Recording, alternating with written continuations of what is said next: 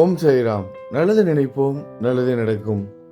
ஒரு சில நேரங்களில், ஒரு சில காலகட்டங்களில் நம்மளால் அந்த வலி வேதனையை தாங்கிக்க முடியாத ஒரு சூழ்நிலையில், என்னடா இது வாழ்க்கை, இப்படிப்பட்ட ஒரு வாழ்க்கை நமக்கு தேவையா அப்படிங்கிறதை தாண்டி நம்மளோட மனதும் நம்மளோட உடலும் ஒரு சில பிரச்சனைகளை சந்திக்க முடியாமல் இப்படிப்பட்ட ஒரு வாழ்க்கை வாழ்கிறதுக்கு வாழாமே போயிடலாம் அப்படிங்கிற மாதிரியான எண்ணங்கள் வரும் நமக்குள்ள. அந்த மாதிரியான எண்ணத்தோடு நீங்கள் இருந்தீங்கன்னா உங்களுக்கு தான் இந்த ஒரு பதிவு. முழுவதுமாக கேளுங்க. ஒரு குட்டி கதையிலிருந்து இந்த பதிவு ஆரம்பிக்கலாம். ஒருத்தன் ஒரு ஊரில் இருக்கான். அவனுக்கு என்ன வேலைன்னா, விறகு வெட்டி அதை விற்கணும். அதை விற்று அதுலேருந்து வர வருமானத்தில் தான் அவனுக்கு சாப்பாடு. அது மட்டும் இல்லாமல் எல்லாமே அதில் தான். விறகு வெட்டி அதை மக்கள்கிட்ட போய் விற்கணும். அதுலேருந்து ஒரு வருமானத்தை வைத்து தான் அவன் குடும்பம் எல்லோரும் வாழ்ந்து வந்துக்கிட்டு இருக்காங்க. இதுதான் அவனோட தினசரி வாழ்க்கை. வேறு எதுவுமே கிடையாது. விறகு வெட்டி அதை விற்று தான் வாழ்ந்தாகணும். வேறு எந்த ஒரு வருமானமும் அவனுக்கு கிடையாது. வேறு எதுவும் தெரியாது. இப்படி அவன் தினமும் விறகு வெட்டி விற்கிற அந்த வருமானத்தை வைத்து அவனும் அவன் குடும்பமும் ஏதோ கொஞ்சம் நஞ்சம் சாப்பிட தான் முடியுதே தவிர வேறு எதுவும் அவங்களால பண்ணிக்க முடியல. அவ்வளோதான் அதுலேருந்து வருமானம் வருது. தினசரி இதே வேலை தான்.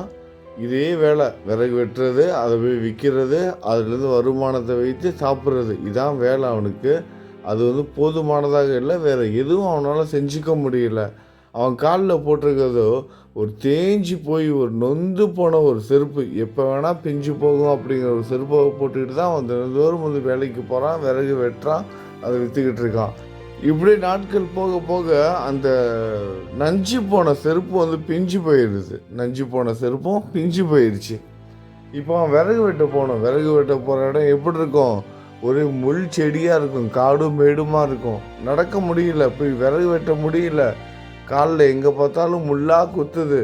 சரி, எப்படியாவது இந்த விறகு வெட்டி சாப்பாடு போக கொஞ்சம் காசை எடுத்து வச்சு ஒரு செருப்பு மட்டுமாவது வாங்கிடலாம். ஏன்னா அது இருந்தால் தான் வேலைக்கு போக முடியும். இல்லைன்னா கால் ஃபுல்லாக ரணமாகுது. அவனும் முயற்சி பண்ணுறான். ஒரு வாரம் ஆகுது, ஒரு மாதம் ஆகுது. அவனால் செருப்பு வாங்கவே முடியலை. காலில் முள் குத்தாத இடமே இல்லை. இதனால் ரொம்ப மனம் நொந்து, மனம் கட்டும் கிடையாது, அவனோட காலும் தாங்கலை, உடலும் தாங்கலை. வலி வேதனையை தாங்கிக்க முடியல. இதனால் வேறு வழியே இல்லாமல், என்னடா இந்த கடவுள் இவ்வளோ சோதனையை கொடுக்குறாரு, நம்ம என்ன கேட்டோம்? ஒரு செருப்பு தானே கேட்டோம். அந்த செருப்பு கூட நமக்கு கிடைக்கலையே. அதுவும் நான் வேலை செஞ்சுக்கிட்டு இருக்கேனே, அப்படி வேலை செஞ்சு சம்பாரித்து கூட என்னால் ஒரு செருப்பு கூட வாங்க முடியலையே. இந்த கடவுளுக்கு ஒரு இரக்கமே கிடையாதா? அதனால் விரக்தியோட உச்சத்துக்கு போனவன் இன்னைக்கு கோயிலுக்கு போயிட்டு இந்த கடவுளை பார்த்து நறுக்குன்னு 4 கேள்வி கேட்டுட்டு வரணும், அப்போ தான் என்னோட மனசு ஆறுன்னு சொல்லிட்டு என்ன பண்ணுறான், நேராக கோயிலுக்கு போகிறான். கோயிலுக்கு போயிட்டு சாமியை பார்த்து, வணங்குற சாமியை பார்த்து 4 கேள்வி கேட்கறதுக்காக. நான் என்ன கேட்டேன்? செருப்பு தானே கேட்டேன். அது கூட உன்னால் செஞ்சு தர முடியாதா? விறகு வெட்டி சம்பாதிக்கிறேன், கொஞ்சம் அதிகமாக பணம் கிடைச்சா, சாப்பாடு போக மீதி பணம் கிடைச்சா நான் செருப்பு வாங்கிக்குவேன்ல, இது கூட எனக்கு கிடைக்காதா? அப்படி என்ன பாவம் பண்ணிட்டான்? அப்படி என்ன கெட்ட கருமா எனக்கு அப்படின்னு ஒரு ஆதங்கத்தோடு அவன் கோயிலுக்கு போகிறான். அவன் கோவில் வாசலை அடைந்ததும் ஸ்தம்பித்து போய் அதிர்ச்சியில் உறைந்து அப்படியே நிற்கிறான். ஏன்னா அவன் பார்த்த காட்சி அப்படிப்பட்ட ஒரு காட்சி. கோவில் வாசலில் ஒருத்தன் 2 கால்களும் இல்லாமல் பிச்சை எடுத்துக்கிட்டு இருக்கான். அதை பார்க்குறான். இந்த விறகு வெட்டி கால்களில் செருப்பு இல்லாமல் வலி வேதனையோடு நடந்து வந்த அவன் 2 கால்களும் இல்லாமல் ஒருவன் கோவில் வாசலில் உட்கார்ந்து பிச்சை எடுத்ததை பார்த்த அந்த ஒரு நிமிடம் அவன் கால்களில் இருந்த வலியும் வேதனையும் எங்கே போனதுன்னே தெரியல. நம்ம கடவுள்கிட்ட சண்டை போடலான்னு இந்த கோயிலுக்கு வந்தோம். ஆனால் இங்கே இருக்கிற ஒருத்தன் கால்கள் 2ம் இல்லாமல் பிச்சை எடுத்துக்கிட்டு இருக்கான். இதை பார்த்து அவன் யோசித்த பிறகுதான் அவனுக்கு புரிய வருகிறது, நம்மிடம் இருக்கும் பொருள் சிறியதாக இருந்தாலும் அது வேறு ஒருவருக்கு பெரியதாக இருக்கிறது என்பதை, அந்த உண்மையை அவன் உணர்கிறான்.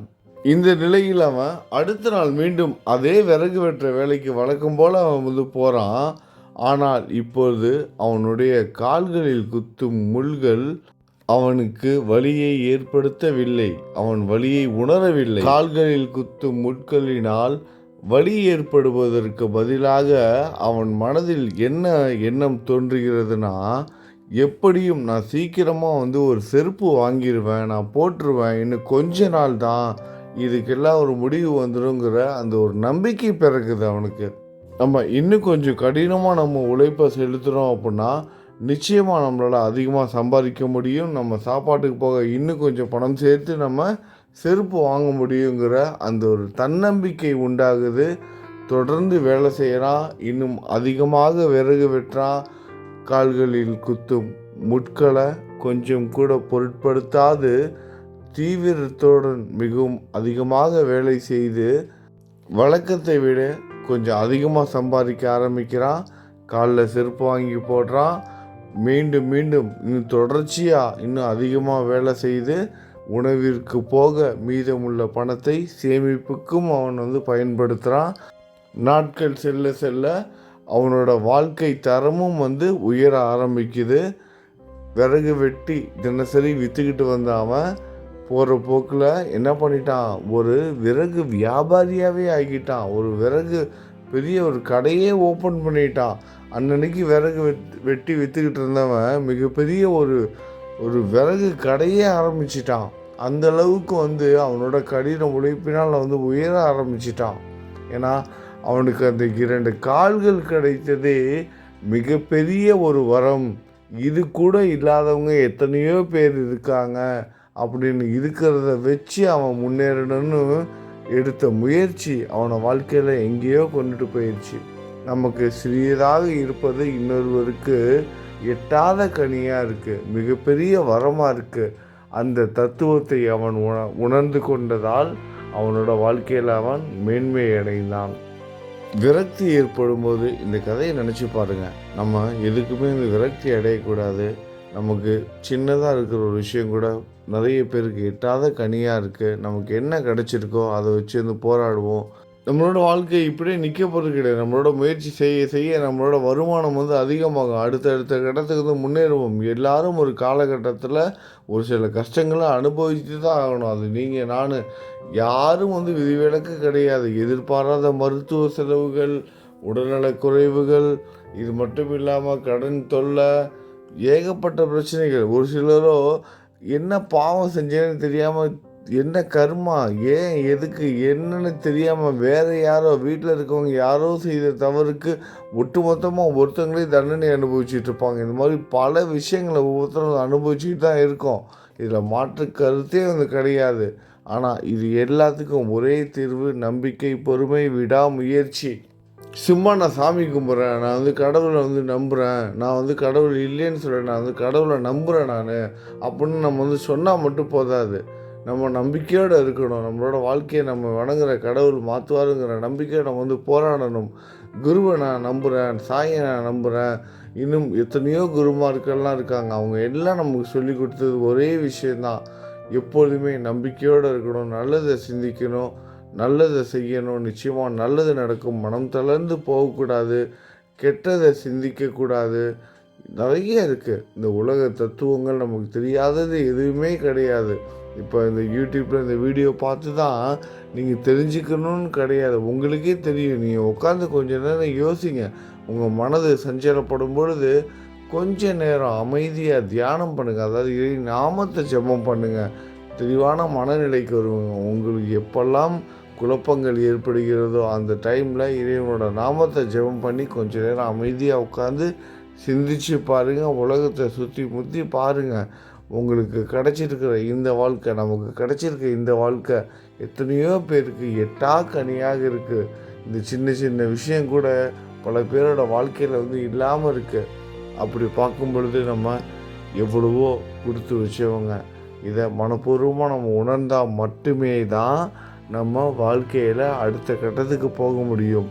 எல்லாத்துக்கும் விரக்தி, எதுக்குமே நான் எந்த ஒரு சந்தோஷத்தையும் அனுபவிக்கல. நான் தான் இருக்கிறதுலே உலகத்துலேயே ஒரு துரதிருஷ்டசாலி, ஒரு அதிர்ஷ்டமே இல்லாதவன். இந்த மாதிரிலாம் தொடர்ந்து நீங்கள் நினச்சிக்கிட்டே இருந்தீங்கன்னா அது உண்மையாயிரும். எதிர்காலத்தில் நீங்கள் என்ன தான் கஷ்டப்பட்டால் கூட நல்லது நடக்காமல் போயிடும்.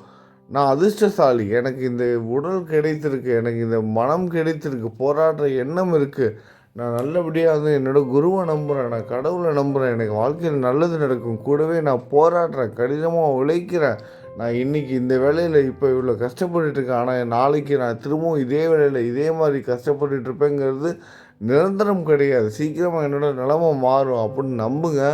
நம்பி தான் ஆகணும். அப்படி நம்பினா மட்டும்தான் நம்ம அடுத்த கட்டத்துக்கு போக முடியும். தொடர்ந்து முயற்சி செய்வோம், நிச்சயமாக நம்மளோட வாழ்க்கை மாறும். நம்பிக்கையோடு இருப்போம். நல்லது நினைப்போம், நல்லதே நடக்கும். ஓம் சாய்ராம்.